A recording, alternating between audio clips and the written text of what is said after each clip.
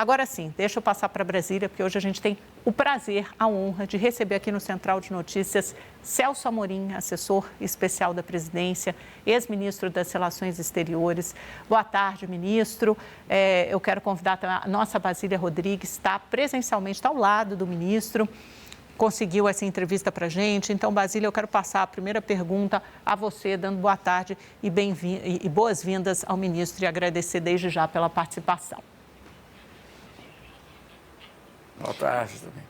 Obrigada, Amanda. A gente está aqui dentro do gabinete do ministro Celso Amorim, ele que é a chefe da assessoria especial internacional da Presidência da República, auxilia o presidente Lula especialmente no que diz respeito às relações do Brasil com o mundo. Ministro, eu sei que a gente tem 10, 15 minutos de entrevista, eu já vou começar diretamente lhe perguntando se o Brasil vai aceitar o convite de Trump para fazer parte desse Conselho da Paz, depois que Trump desconvidou o Canadá e também recebeu recusas imediatas como a da França. Não, eu acho que o desconvite ao Canadá e a recusa da Espanha, você mencionou que qual outro país? Perfeitamente, são dois países europeus. Isso demonstra que esse conselho, tal como está proposto, é inviável. Claro que o Brasil gostaria muito de trabalhar pela paz do Oriente Médio. Por isso o presidente Lula, inclusive, ontem falou com o líder, o presidente da Autoridade Palestina. Agora, imagina, há duas hipóteses. A gente não entende bem, porque da maneira que está escrito, o Conselho da Paz, que vem junto com a carta, ele não é só sobre o Oriente Médio, é sobre o mundo. Então, era para substituir o Conselho de Segurança da ONU. E é impensável que um novo conselho substitua o Conselho de Segurança da ONU, presidida por uma pessoa independentemente de quem seja, que não foi eleita eternamente e sem rodízio. Tudo isso é impensável. Esse é um aspecto. O outro aspecto é que, se você pensar estritamente em termos do Oriente Médio, que obviamente o Brasil poderia até ajudar, como ajudou no passado, você não pode ter um conselho que não tenha os palestinos. E ontem, por isso, o presidente falou com o Mahmoud Abbas e ele mesmo disse que, olha, nós estamos ainda muito reticentes em relação a isso, porque nós não fomos convidados. Então, sabe, é uma coisa assim que não corresponde ao que o Brasil quer nas relações internacionais, que é uma visão democrática, uma visão com a participação de tantos países quanto for possível, e não uma autocracia. Então, eu acho que esse desconvite ao Canadá, certamente, em função do belo discurso que o primeiro-ministro canadense fez em Davos, e a recusa de um país europeu, tem a ver com isso, então, com essas coisas. Eu não vejo como, eu não sou eu que decido essas coisas, o presidente Lula tem falado a respeito de uma maneira mais geral, tem falado com muitos líderes do mundo, aliás, não só sobre esse aspecto, mas sobre a governança mundial em geral. As coisas no mundo estão acontecendo com uma tal velocidade que a gente esquece que aconteceu 2 ou 3 semanas atrás, que foi a invasão da Venezuela e o sequestro do presidente Maduro. Independentemente do que você acha do Maduro, isso é uma coisa que não existe. Eu não vi. A única coisa talvez parecida foi com o Saddam Hussein, mas ali havia um histórico muito grande, que também não justifica, porque na realidade isso foi feito sem autorização da ONU. Mas já tinha havido sanções da ONU antes, já tinha havido ação militar antes. Então, nós estamos vivendo um momento no mundo de total desordem, e que não só desordem, mas em que cada dia você esquece do dia anterior. É muito difícil. O senhor disse que, então, apesar da sua visão, o Brasil ainda está analisando, mas o senhor entende que não corresponde... Que o Brasil está analisando. O Brasil não deu uma resposta, porque tem que ver como responde. Mas, obviamente... Vai ligar, então?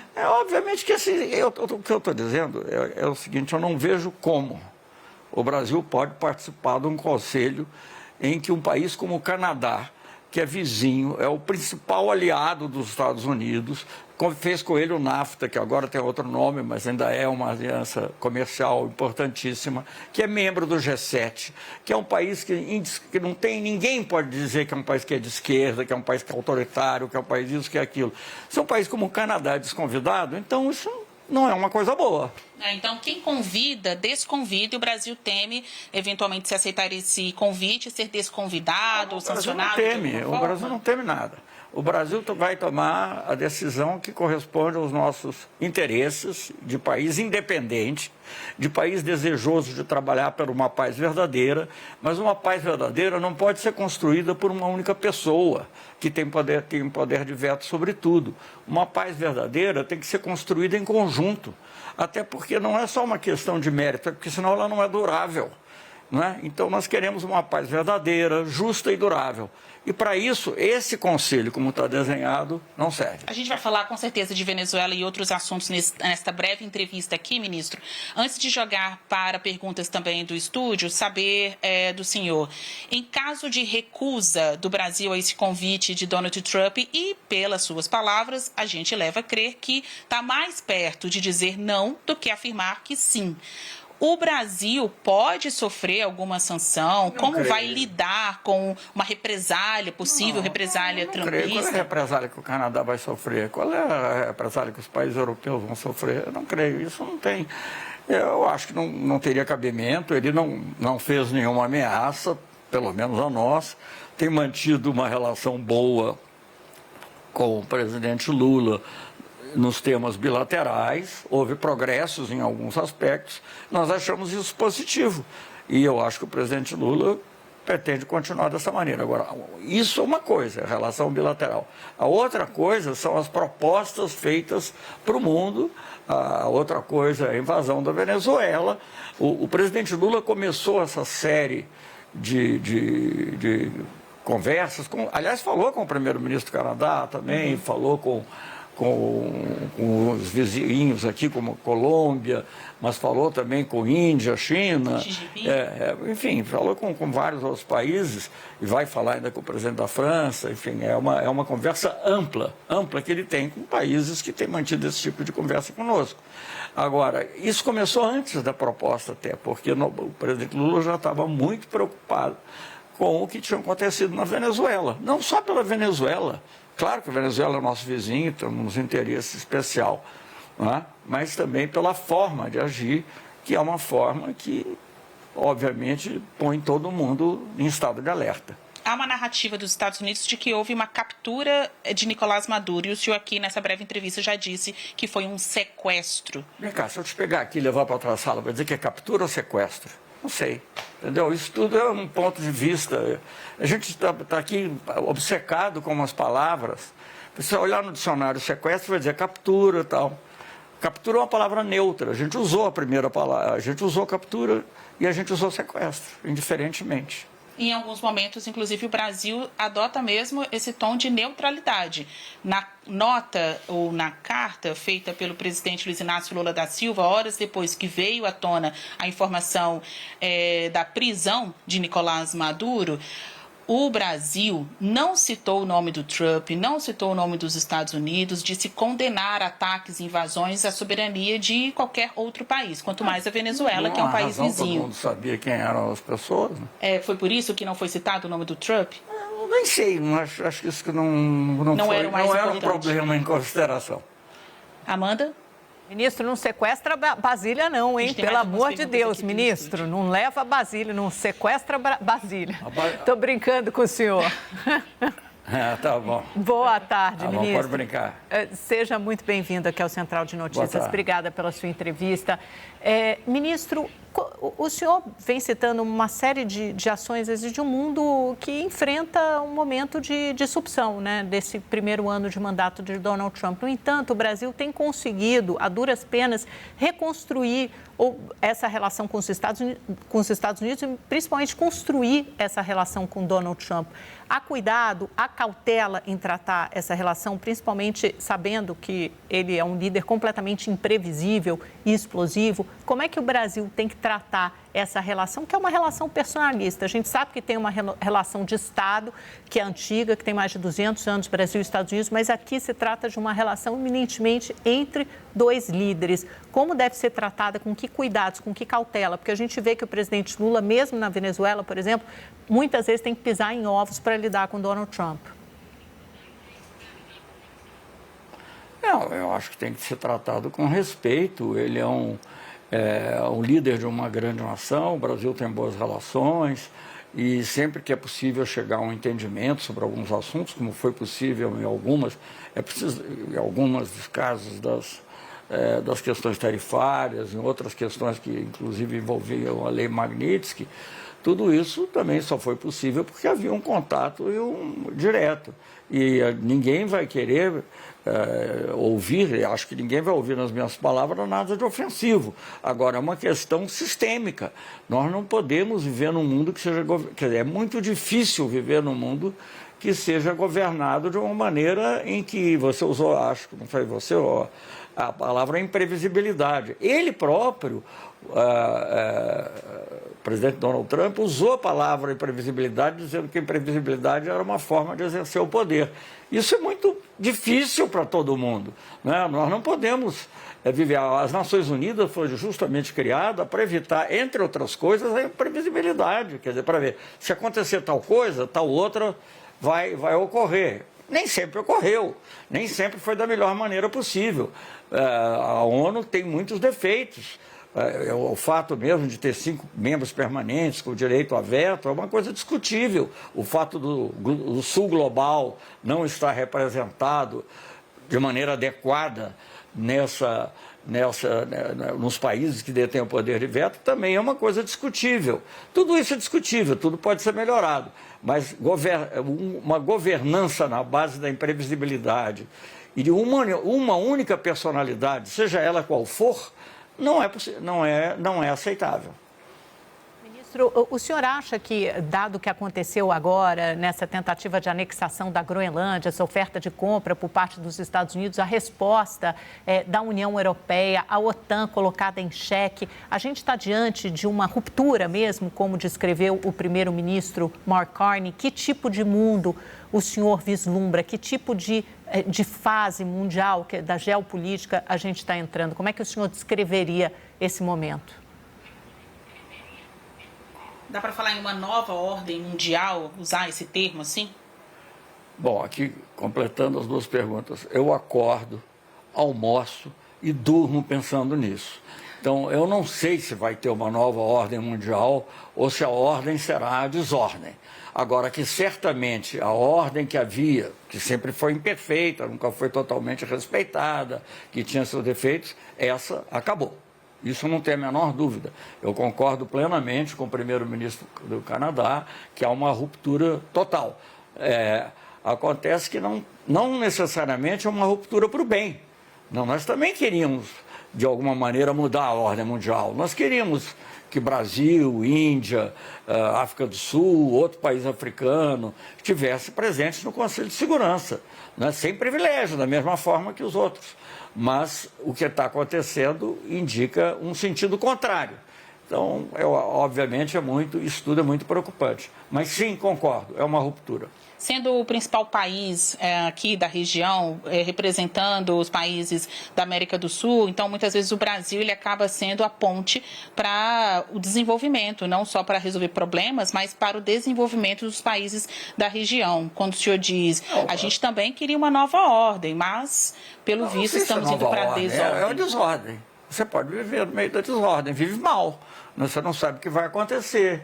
Você e não é só na questão do poder militar, é também na questão econômica, comercial. Por exemplo, o melhor resultado que se possa obter nas negociações tarifárias com os Estados Unidos, o melhor, e vamos imaginar que a gente coisa melhor, é ruim, comparado com o que tem hoje, porque ele não se baseia em regras, ele pode acabar de um momento para o outro, ele não obedece às cláusulas. Veja bem que confusão que cria.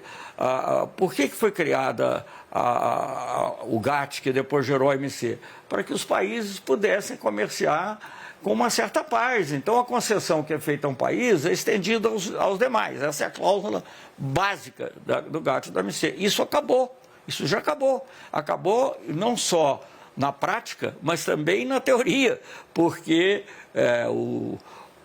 do documento do secretário, lá chama-se negociador comercial dos Estados Unidos, mas que tem nível de ministro, diz que isso não é bom, que tem que voltar aos anos 30. Ora, o que aconteceu nos anos 30? Uma guerra comercial, não vou dizer que foi a causa da Segunda Guerra Mundial, porque houve vários outros aspectos que estavam envolvidos, mas contribuiu para a Segunda Guerra Mundial. Então, toda essa construção que foi feita, e que não foi feita por nenhum comunista, foi feita pelo Roosevelt.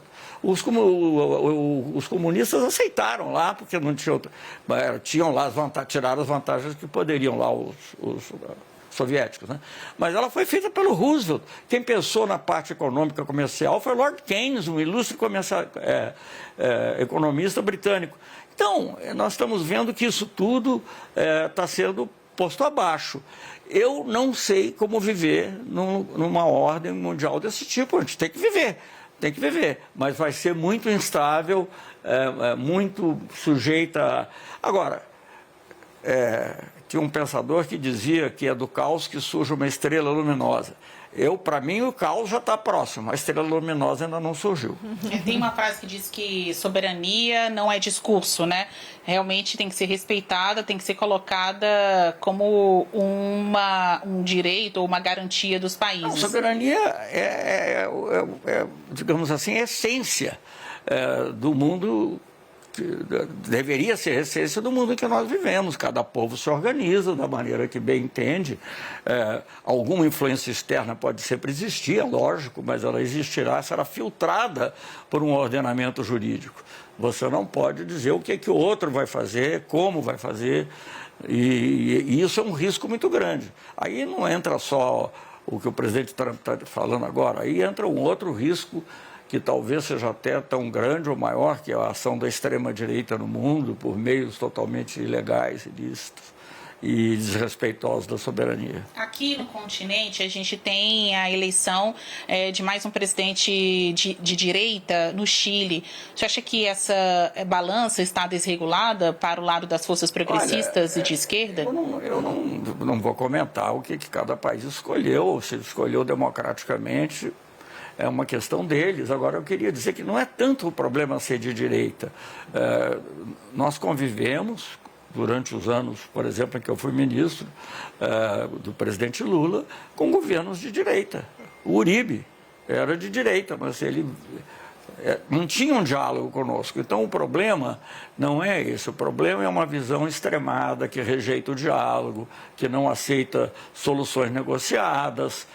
Esse é que é o problema. Esse é que é o problema da extrema-direita. Querer impor uma visão do mundo, uma mistura de política com religião, que também acho que não é uma coisa boa. Respeito muito todas as religiões, nós respeitamos. Mas a religião é uma coisa, a política é outra. Amanda? Será que dá tempo do Eduardo Gayer, nosso analista, fazer uma perguntinha, que eu sei que já estamos próximos ao fim, mas o Gayer gostaria de participar também, fazer uma pergunta para o ministro. Pode fazer. Ministro, muito rapidamente, Eduardo Gayer aqui, então. Boa tarde para o senhor, obrigado pela entrevista, sempre um prazer conversar contigo. Ministro, para fechar esse assunto do Conselho da Paz, o Brasil está articulando vamos dizer assim, um não coordenado com toda a comunidade internacional ao fazer esses contatos, por exemplo, do presidente Lula com o presidente da China, com o presidente da Índia? A ideia é essa, ter uma resposta coordenada até para o Brasil não ficar carimbado como a Espanha fica neste momento? Não, eu acho que nós não estamos querendo coordenar uma resposta. Nós estamos conversando e ouvindo opiniões, não é? E se isso vai resultar em opiniões, numa opinião comum ou não, não sei. Mas o Brasil não tem nenhuma pretensão de liderar, mas quer ouvir os argumentos dos outros. Isso é parte essencial, digamos, de qualquer processo democrático, é de você ouvir e tirar suas conclusões. E não acho que, digamos, haja um problema. Não vejo que a Espanha esteja carimbada, não vejo que o Canadá esteja carimbado, mas tampouco vejo os outros lá que aceitaram, que tem outros fatores, países que são amigos nossos também, como a Turquia, enfim, vários outros, Indonésia, são até membros dos BRICS, aceitaram, fizeram suas considerações e aceitaram. Cada um fará suas considerações. Ministro, eu queria que o senhor falasse sobre Venezuela um pouco mais. A gente ainda está dentro aqui do prazo, e eu peço desculpas mais uma vez.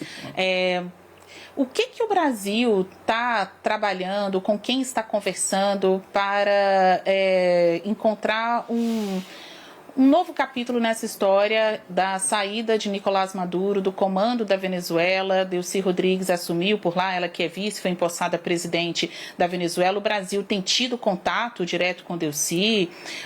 O presidente brasileiro pensa em fazer viagem para lá? Eu queria entender essa questão também da locomoção de Lula.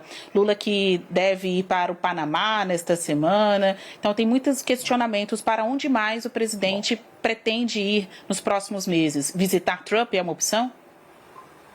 Bom, eu acho que ele vai visitar o Panamá, mas isso, enfim, vai conversar do que tiver que conversar, mas não tem a ver necessariamente uma visita também empresarial, é uma visita que tem a ver com a CAF, né, que é uma espécie de banco. É um banco que investe na região, então são outros objetivos.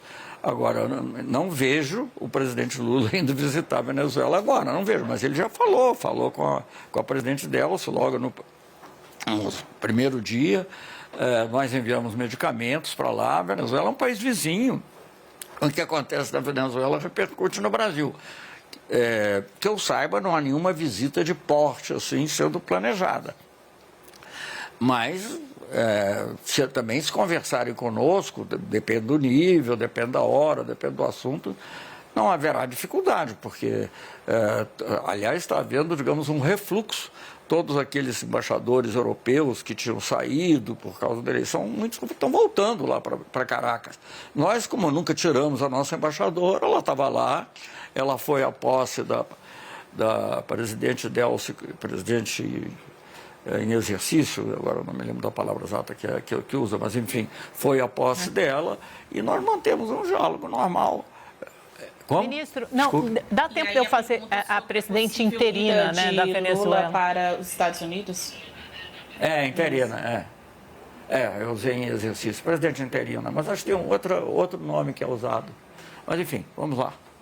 Só não pode ser autodeclarada presidente da Venezuela, no caso, né, porque a visão do Brasil é que Nicolás Maduro segue sendo presidente venezuelano? Isso aí agora na Venezuela ficou muito complexo. Né? Você tem que ver, ela é a pessoa que está exercendo efetivamente a presidência e, se for o caso, dialogar com ela, vamos dialogar. Aliás, eu recebi também um telefonema, mas era sobre um assunto muito específico, um pedido que tinha sido feito pelo presidente Lula, de libertação de prisioneiros políticos, e eu recebi também um telefone, mas não vou dizer agora com quem, porque talvez a pessoa não queira. Mas da Venezuela? Da Venezuela. Então, outros países entrando em contato com o Brasil para poder estabelecer esse diálogo com o atual governo venezuelano? Isso é de coisa do passado. Sim. Tínhamos pedido há muito tempo a libertação de presos políticos, de uma pessoa especificamente também. E Ministro, entraram em contato com posso fazer uma última pergunta? Eu até peço desculpas. Claro, eu queria saber rapidamente, a última, eu juro, se Lula vai para os Estados Unidos ou se Trump vem para o Brasil. Essas são as últimas, e agora a Amanda complementa aí. Eu só queria entender da União Europeia-Mercosul, se o presidente Lula vai entrar em ação de novo para tentar costurar politicamente para que esse acordo saia dessa zona de judicialização, né? Tentar falar com líderes europeus como ele fez da última vez. Eu acho que isso aí é um episódio normal. Eu não tenho dúvida de que o acordo vai entrar em vigor. Não tenho dúvida. Então, acho que ele fala com líderes europeus frequentemente, mas esse acordo ganhou muita importância, inclusive à luz desses acontecimentos recentes, porque ele tem um valor também geopolítico, né? Ele mostra que o Brasil busca ter alternativas. Também não pode depender só de um outro país como alternativa. Nós temos uma excelente relação com a China, muito boa, procuramos aumentar nossa relação com a Índia, também temos muito boa, com outros países dos BRICS, mas também queremos ter uma boa relação e produtiva com a União Europeia. A União Europeia tem muito o que oferecer em matéria de tecnologia, em matéria até de reflexão. Por exemplo, eu vou dar 2 exemplos. A questão da regulação das techs, das das redes. Eu acho que a União Europeia tem uma visão parecida com a nossa, então é um tipo de coisa que podemos discutir muito com eles. E até eu que fui da área de cinema, regulamentação do audiovisual para proteger o audiovisual brasileiro, que anda tão bem, vamos festejar isso, mas vamos garantir que o nosso mercado seja usado pelo nosso audiovisual também. Então pronto, dei 2 exemplos, podia dar mais 5 ou 6. Sobre essa relação Brasil-Estados Unidos, você citou aí o cinema e o Oscar é americano, né? Existe alguma perspectiva de agenda? Existe alguma perspectiva, ministro, de agenda do presidente brasileiro Lula ir aos Estados Unidos ou de Trump vir para cá? Porque 2026 havia iniciado com essa expectativa, antes do caso Venezuela. Eu não posso excluir que isso ocorra, mas não existe nada acertado nesse momento. Obrigado aqui a vocês, foi muito interessante. Muito obrigada. Poderia continuar por muito tempo, mas... Quero agradecer demais a sua participação, ministro Basília, muito obrigada por acertar essa entrevista para a gente. Bom trabalho, ministro, bom fim de semana para o senhor, viu?